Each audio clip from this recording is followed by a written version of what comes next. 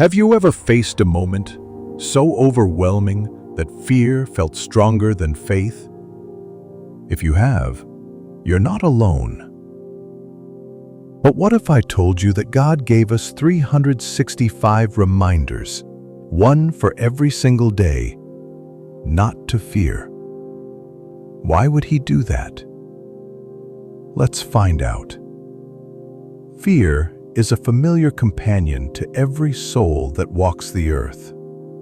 It arrives uninvited, in the quiet of uncertainty, in the chaos of life's storms, in the whispers of doubt that threaten to paralyze us. If fear were not a natural part of the human experience, God would not have taken the time to remind us, over 365 times, not to be afraid.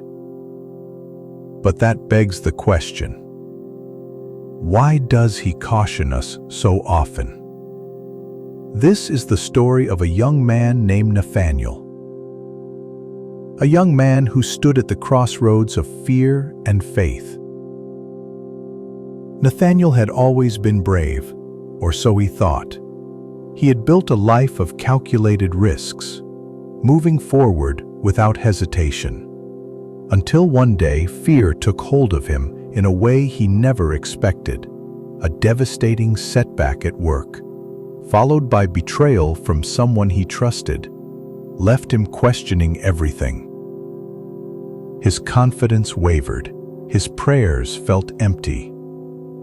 Doubt crept in, whispering that this was the end of the road. One sleepless night, Nathaniel picked up his Bible and saw the words he had read countless times before.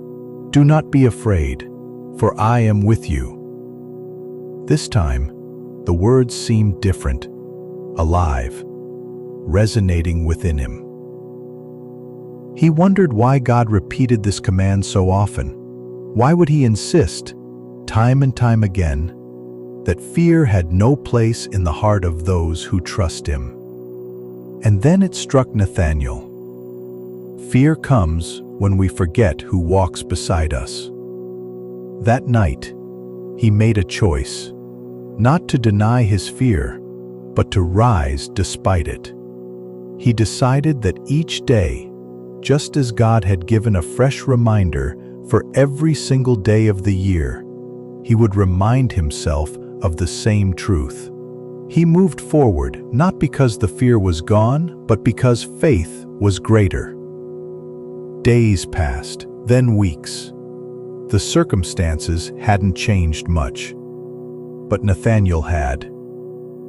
He began to see challenges as invitations to grow. He leaned into faith, and in time, doors opened, greater than he had imagined. The betrayal that once broke him became a lesson in discernment. The setback became a setup for something new, and the fear, it had not vanished, but it no longer controlled him. Fear is not the end. It is the beginning of a journey where faith. Fear is not the end. It is the beginning of a journey where faith must rise stronger. And every day that fear whispers its lies, faith declares its truth.